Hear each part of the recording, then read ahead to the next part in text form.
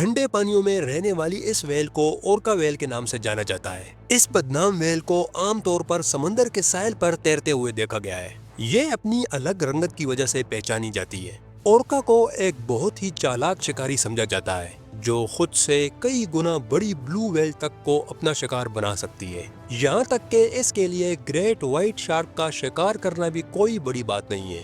اورکا well 20 سے 26 fat تک لمبی ہو سکتی ہے اور اس کا وزن 6 ٹنز تک ہوتا ہے، جو کہ 5,500 کلو گرام وزن بنتا ہے۔ اس ویل کو کلر ویل بھی کہا جاتا ہے۔ یہ نام اسے اینشنٹ سیلرز نے دیا ہے۔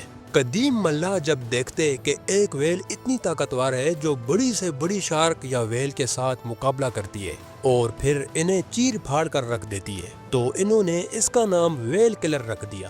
یہ نام بعد میں الٹ ہو گیا اور کلر ویل مشہور ہوا۔ عام طور پر یہ دیکھا گیا ہے کہ کوئی بھی ویل کسی بڑی سمندری اسپیشی کو نہیں کھاتا۔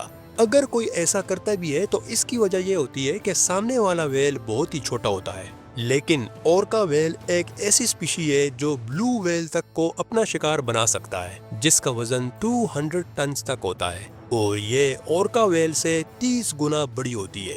لیکن حیران کن طور پر اورکا ویل اپنی ٹیکنیکس کے ذریعے بلو ویل کو ہرا دیتی ہے۔ شاید اسی لیے اس کا نام کلر ویل رکھا گیا ہے۔ اصل میں اورکا بلو ویل کے اس حصے پر اٹیک کرتا ہے جہاں سے بلو ویل سانس لیتی ہے۔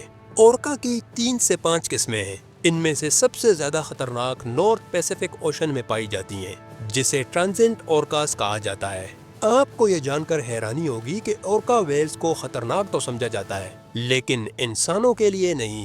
آج تک کوئی ایسا واقعہ پیش نہیں آیا جس میں اورکا نے انسانوں پر اٹیک کیا ہو۔ کبھی کبھار جب انسانوں کو پہچاننے میں غلطی ہو جائے تو یہ غصے میں انسانوں سے ٹکرا جاتی ہے، یا پھر ان کے ساتھ کوئی بھی ہیلتھ ایشو ہو تو اس صورت میں یہ انسانوں کو بھی نقصان پہنچا سکتی ہیں۔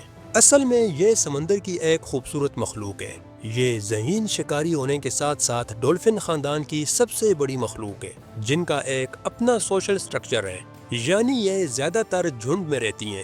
یہ ویلز اتنی ذہین ہوتی ہیں کہ انہیں ٹرین بھی کیا جا سکتا ہے اور یہ باڈی لینگویج بھی سمجھ لیتی ہیں۔ جب ان کے خاندان میں کوئی ویل بوڑھی یا بیمار ہو جائے تو سب ویلز اس کا خیال رکھتی ہیں۔ 34 میل پر آور کے حساب سے تیرنے والی یہ ویلز جب پریشان ہوتی ہیں تو اپنا غم ظاہر کرنے کی کوشش کرتی ہیں۔